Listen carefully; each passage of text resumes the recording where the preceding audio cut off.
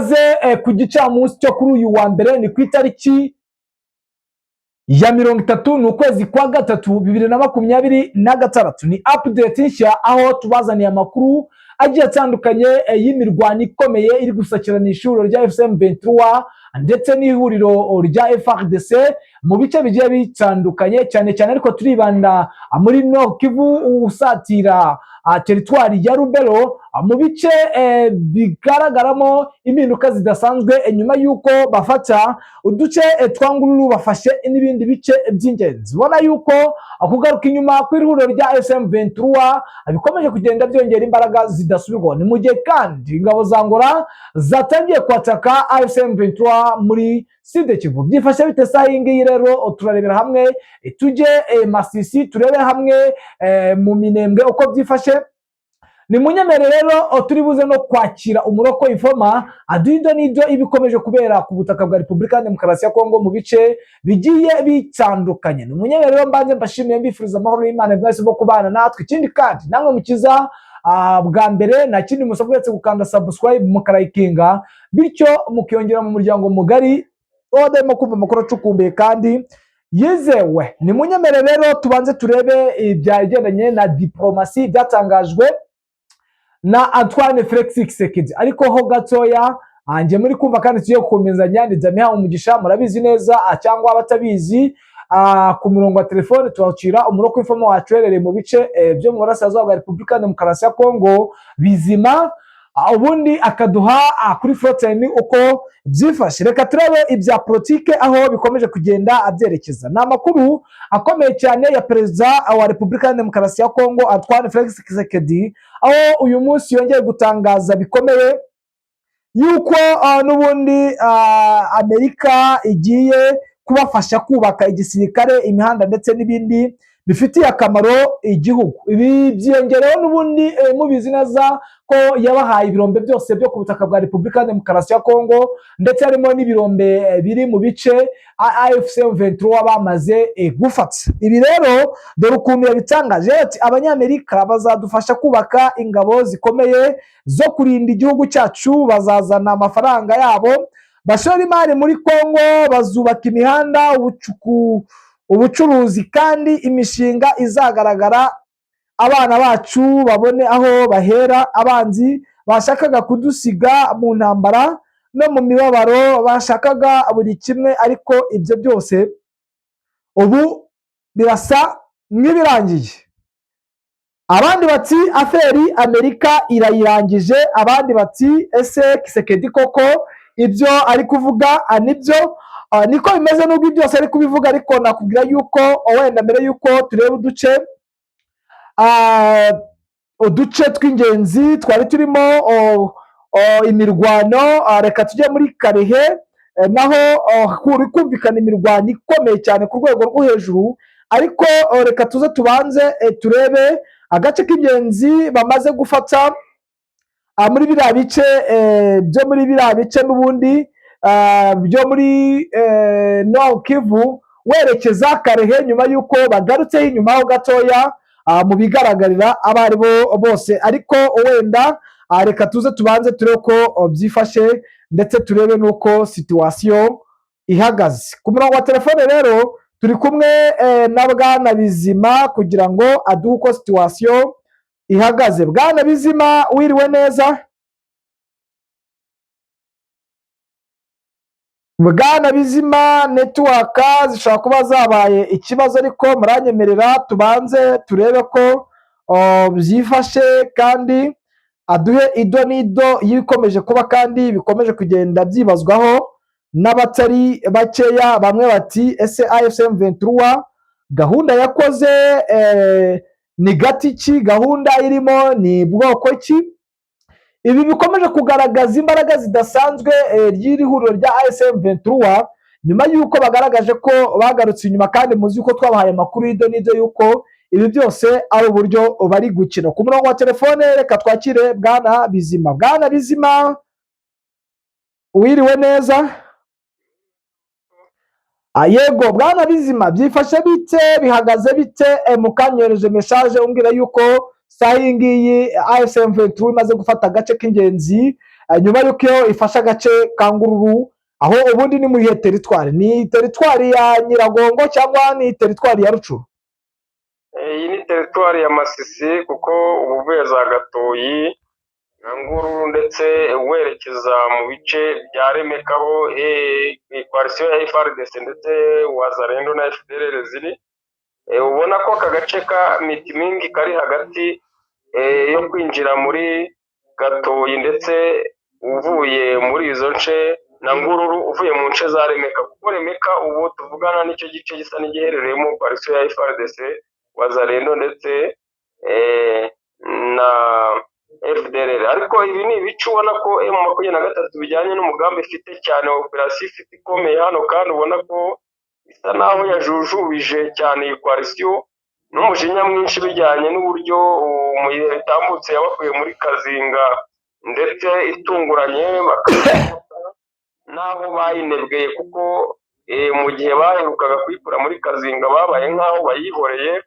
iriyoruganiza cyane ndetse FARDC ibikoresho ku rwego rwo hejuru, biba ngombwa ko igaruka bagabaho ibitero basa n'abarangaye, ku buryo ubona ko ari ikintu bicujije cyane, kuko ntabwo bari babyiteze, bijyanye n'uburyo bari bamaze igihe muri aka gace kandi bakagenzura, ubona ko batari biteze ko iki kintu cyakongera kubaho. Ni intego bafite ikomeye y'uko ubu insatirizi bafite bari kwerekeza muri ibi bice bya Remeka, ndetse ubona ko bashaka gusa naho bayisanze bayivana muri ibi bice kugira ngo babashe kwigarurira ibi bice by'uyu muhanda werekeza Walikale, kandi ubona ko ukenewe cyane kuri M23 kugira ngo ibashe guca urujya n'uruza rwa iyi koalisiyo ya FARDC ndetse na Wazalendo na FDLR muri ibi bice, ubona ko ari ibaha support y'ibikoresho ndetse n'ingabo zigenda ziva hirya no hino za FDLR ziba zaragiye zisa n'izinyanyagira mu bice bya Masisi, mu bice by'amajyaruguru by'uburengerazuba ndetse no mu bice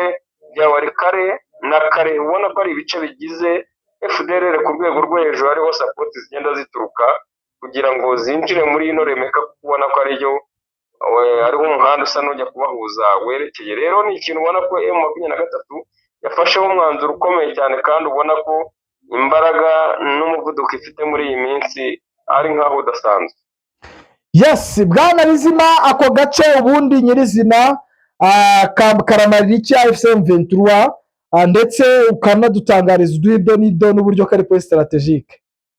Aka ni agace ubona ko cyane gafasha iyi koalisiyo FARDC ndetse na FDLR mu buryo ubona ko bibaha support yo kwinjira muri Masisi cyane biboroheye, kandi ubona ko iyi Gatoyi icyerekezo isa nabi irimo cyane biborohera kuza bacurika muri ibi bice byerekeza za Mushaki ndetse werekeza na za Rubaya. Rero ni uburyo ubona ko baramutse basa n'abafungiye muri izi nce za Remeka, bagafunga uno muhanda FDLR ikoresha cyane ndetse na FARDC werekeza Walikale, baba basa naho babafunze neza cyane, kandi baba basa naho baciye urujya n'uruza rwabo rwa operasiyo bakorera muri iki gice cya Masisi. Yes, mu yandi makuru rero ihuriro AFC/M23 uyu munsi ryatangaje ko ibitero byagabwe n'uruhande bahanganye mu gace ka Shanji, aha ni muri teritwari ya Karehe muri Kivu y'Amajyepfo, aho byahitanye abaturage b'inzirakarengane barindwi. Rinatangaza amazina yabo, higanjemo abanyekongo bavuga ururimi rw'Ikinyarwanda. Ibi rero bihabanye neza n'ibikomeje kugenda biba, ndetse ubona yuko bishobora kuba byahinduye isura mu bikomeje kugenda biba ndetse n'ibikomeje kugenda bigaragara. Ako se ikibazo gikomeye ni ikihe gikomeje kugenda kiba mu bice bigiye bitandukanye, kandi ubona yuko AFC/M23 ikomeje kugenda igerageza kwitwararika ndetse no kuba iri kugerageza kureba buryo ki yakomeza guhangana n'ibitero karundura bigiye bitandukanye. Ubona yuko ari ikibazo gikomeye cyane gikomeje guteza urujijo ku batari bakeya. Bwana Bizima, urumva ko ari ibice bigiye bitandukanye. Ikindi kandi biravugwa yuko Amerika n'ubundi yitambitse muri iki kibazo. Abandi bati ese bimeze bite, ese byifashe bite ndetse hakaba hari n'ibikomeje kugenda bitangazwa ko FARDC yatangije ibikorwa byo guhiga abarwanyi ba FDLR. Uyu waba ari umukino wo kugira ngo bagaragaze impinduka zidasanzwe cyangwa ni amayeri cyangwa n'amacenga ya FARDC bashaka gukina iri huriro rya SM23? Ego ayo ni amarenga kuko turabizi neza ko kuvuga ngo ugiye guhiga FDLR ntabwo yajya kwirirwa ijya kure, kuko FDLR nyinshi ahantu ziri yahitera hano za Remeka, kuko niho hari coalition nini ibarwa ko iri hejuru y'ibihumbi 78. Rero ntabwo yajya kwirirwa yerekeza mu zindi nce zo kuvuga ngo irahera Kisangani cyangwa Kinshasa ijya guhigayo FDLR itaje guhera ku mirongo y'imbere ku rugamba, aho ubona ko FDLR zifatiye runini cyane mu bijyanye na operasiyo ziri kubera muri Masisi ndetse Karehe udasize na Warikare. Rero ikintu ubona ko ni propaganda ya FARDC ndetse kandi ibonwa n'isi yose, uretse ko aba FARDC byereka n'ubundi ari babandi bameze nk'abahezanguni barenzaho ntibabe bakwinjira mu kibazo nyirizina, ahubwo bo icyo bareba ni indamu zabo n'ibyo bashaka, ntabwo baba bitaye kuri dokima FARDC yirirwa ishyira ku mbuga cyangwa ishyira mu matangazo ivuga buri munsi, ariko ntabwo igiye gushaka FDLR kuko FDLR aho ziri ntabwo ari hariya bari gushakira, ahubwo iri muri ibi bice biriho operasiyo zikomeye cyane kandi nibo b'ingenzi, ni nabo bakomanda cyane bayoboye mu operasiyo mu bice bimwe na bimwe muri Nord Kivu. Yes, mu yandi makuru rero umugaba w'ingabo wungirije wa FARDC yavuze ko guhera ku cyumweru cy'ejo batangiye ibitero byo guhiga abarwanyi b'umutwe wa FDLR bari ku butaka bwa Repubulika ya Demokarasi ya Kongo, uko bivugwa ko n'ibinyamakuru muri icyo gihugu bigiye bitandukanye biri kugenda bibitangaza. Uyu bamwita General Charigonza Jacques, aho yavuze ko ibyo ageze ku kibuga cy'indege cya Bangoka cy'umujyi wa Kisangani mu ntara ya Chopo, akerekeza ku kigo cya gisirikare cya General Bauma ahatangirijwe ibyo bikorwa. Umutwe wa FDLR urwanya ubutegetsi bw'u Rwanda ugaruka mu masezerano y'amahoro ya Washington yasinywe hagati ya Perezida Paul Kagame na mugenzi we Felix Tshisekedi wa Repubulika ya Demokarasi ya Kongo mu Kuboza, ubwo ni mu kwezi kwa 12 gushize muri 2025. Leta ya Washington muri uku kwezi yahamagaje intumwa za Kigali na Kinshasa kuganira ku masezerano basinye kugeza ubu atarashyizwe mu bikorwa. Muri iyo nama Amerika yavuze ko bumvikanye ibi: ku Rwanda ingengabihe yo guhagarika ibikorwa by'ingabo, gukuraho ingamba z'ubwirinzi mu bice bizwi by'ubutaka bwa Kongo. Kuri DRC ibikorwa bishyizwemo imbaraga kandi bigendeye ku ngengabihe byo kurandura umutwe wa FDLR, kurengera abasivile. Ibinyamakuru muri DRC bisubiramo General Charigonza bigira biti: ku neza cyangwa ku ngufu bagomba gushyira intwaro hasi, ntabwo dushaka kumeneka kw'amaraso, bagomba kwishyikiriza kugira ngo basubizwe mu gihugu cyabo cy'u Rwanda. Amakuru avuga ko batsayo 3 z'ingabo za FARDC ziteguye gukora ibyo bikorwa byo guhiga abarwanyi ba FDLR. Charigonza asubirwamo avuga ko ayo ari operasiyo irimo gukurikiranwa n'abantu bose yewe n'umuryango mpuzamahanga. Ati ni operasiyo ikurikiranywe kugeza ubwo tubasubije iwabo. Si ubwa mbere ingabo za FARDC zinjiye mu gikorwa cyo guhiga no kugerageza gusubiza mu Rwanda abo mu mutwe wa FDLR. Oni ibihugu bimwe by'iburengerazuba n'u Rwanda bashinja ingabo za FARDC gukorana n'ishyamba za FDLR zirwanya ubutegetsi bw'u Rwanda.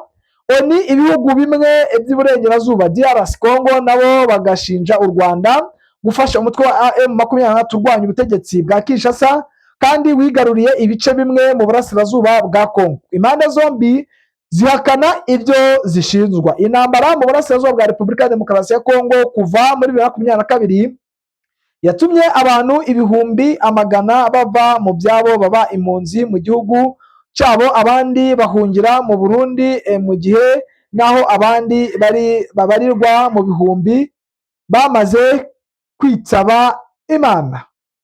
Ese ibi ngibi Bwana Bizima tumaze gutangaza urabyumva ute, urabitekerezaho iki nk'umuntu ukurikirana bya hafi ibibera ku butaka bwa Repubulika ya Demokarasi ya Kongo kandi nawe usa nkaho uhaba Bwana Bizima? Yego, uko bimeze kose ni igikoresho cyane cyane muri FARDC aha ngaha, ibijyanye na politiki yaho ndetse na diporomasi iriyo cyane ku ruhande rwa FARDC, ni ikintu ubona ko nubwo isa naho igaragaza ko ibirimo cyane ndetse ukabona ko aribwo buryo ikoresha abantu benshi bagasa n'abarangaye uko ibintu bihindutse, ariko ntabwo ari ishyira imbaraga nyinshi. Ibyo biba ari nk'ibanga ryabo bijyanye n'imitungo batanga ndetse n'amafaranga yishyurwa mu bihugu bitandukanye n'imiryango itari imwe, ariko ubona ko intego yabo ku giti cyabo bumva ko izarangiza uru rugamba ari ibikorwa by'imirwano cyane, ubona ko ari byashyize imbere, kuko iyo urebye operasiyo ziri gutegurwa na FARDC ziruta diporomasi iri gutegura muri bino bice ujyanye na politiki mpuzamahanga basa naho bakina buri munsi.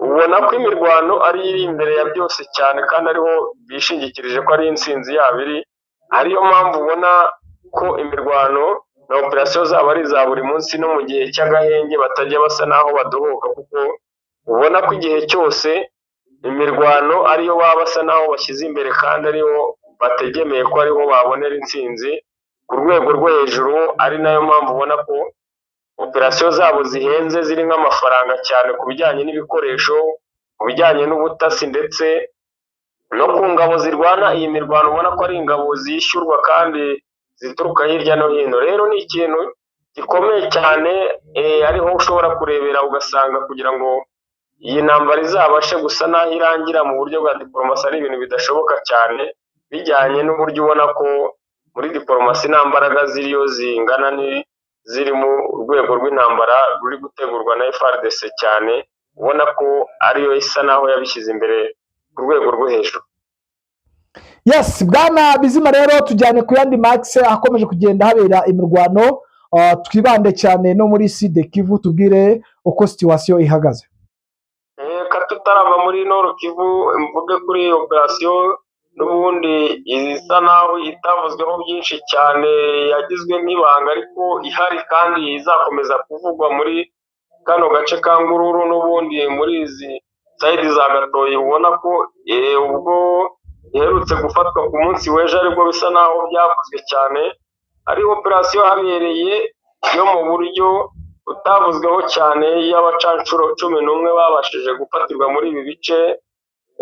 Ni abacancuro bo muri iki gihugu cya Colombia bafashwe ari 11 ariko mu buryo butunguranye kandi bunagoye cyane, kuko ni uburyo ubona ko babaye nk'aho badivasingaga ku ruhande rwa M23 baza kumenya amakuru y'aho aka gatsiko k'abacancuro kari bijyanye n'ibikoresho by'ikoranabuhanga bari bafite, ndetse bari bitaje operasiyo yari iri gukorwa, ubona ko pozisiyo yabo bayisize inyuma ndetse bayisigaho metero 900 kandi basa naho batandukiriye bajya ibutamoso bw'aho operasiyo yakorerwaga.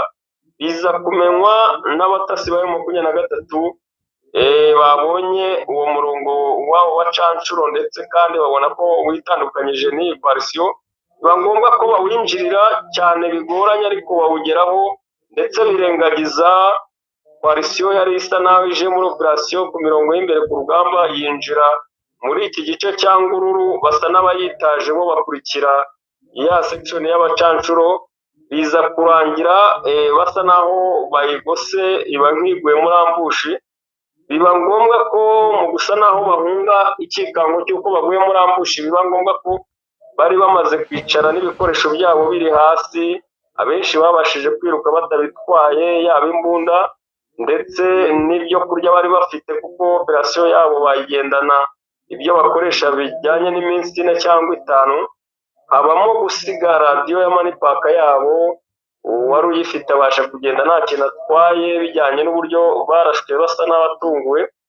Biza kuba ngombwa ko binjira mu ishyamba batazi, ndetse kuvamo bibabera ingorabahizi, basa n'aho banagoterwamo. Biza kuba ngombwa ko birengagiza igice basize kirimo koalisiyo nini, bajijisha mu buryo bwo gusigaho ingabo nkeya kugira ngo koalisiyo ikomeze kumva ko ihanganye n'abasirikare bari muri pozisiyo, ariko bo bakurikira icy'ingenzi kandi gifite agaciro bari bamaze kubona. Biza kurangira bagotewe mu gace kamwe, nta tumanaho bafite, bamwe rihamagara kure, ndetse baza kuba ngombwa ko bahamagara manipaka yabo bataye, biba ikibazo cyo kugira ngo bihuze mu rurimi, ariko baza gushaka ushoboyemo bikeya bibahuza, ndetse operasiyo yamaze amasaha 48, kuko iyi ni intambara yamaze iminsi igera muri 3, isa n'aho ihanganye kuri koalisiyo hafi 3. Biza kuba ngombwa ko abangaba baza kubura ibyo kurya mu buryo bwo gusaba ibyo kurya, kandi bari basize, biba ngombwa ko babasaba ko bavayo nta gikoresho na kimwe bafite, baniyambuye mu buryo bwo kutabahagira umutekano bangiza ku ngabo zisa n'izibakira. Aba 11 harimo abarashwe bagera muri 4 ariko byo gukomereka. Biza kuba ngombwa ko bishyikiriza amaboko ya M23. Ntabwo byatangajwe cyane ngo bikwire bose ku mbuga, ariko iyi ni inkuru ihari kandi ni ibyabayeho. Ariko ubu uko ari 11 bari mu maboko ya M23, ubona ko byabaye nk'aho byaciye igikuba muri aka gace ku bijyanye n'ingabo z'amahanga cyane. Ubona ko haritangiye kuzamo n'ubusatirizi bw'ingabo za Angola, ariko ubona ko basa n'aho bahabutse aho iki gikorwa kibereyeho. Ariyo mpamvu ubona ko iyo operasiyo biri gukorwa muri ibi bice hari kubamo kwiyitaza cyane kuri koalisiyo, bijyanye n'ubwoba bw'iki gikorwa cyabaye kandi gisa naho cyari kirimo ubwenge bwinshi, cyabatunguye. Yego, birumvikana ni operasiyo ikomeye cyane kandi ikomeje kugenda igaragara muri ibi bice. Twihuse rero duhe ido n'ido, aho bivugwa ko muri Sud Kivu ingabo za Angola arizo ziri kuyobora operasiyo muri bino bice bisatira umujyi wa Uvira. Yego, niko bimeze muri Uvira, mu nkengero zaho muri Plaine de Rusizi, ndetse ukagira na Minembwe hose. Ubu ingabo zifite ukuboko gukomeye cyane muri operasiyo ni ingabo za Angola, kuko ubona ko imbaraga nyinshi ku ngabo z'u Burundi muri Sud Kivu, cyane cyane hano muri iki gice cya Uvira, basa naho bacungana n'imbibi z'igihugu ku mupaka w'ibihugu byabo, ndetse no ku butaka bwabo bugabana uko FARDC ihana urubibi n'u Burundi butaka uko bungana, ndetse no kuri Plaine de Rusizi muri izi nce zisatira Urusizi munsi y'umuhanda, ubona ko defense zabaho ziri biteguye isaha n'isaha, ariko bakaba bativanga cyane mu operasiyo ari kubera muri ibi bice.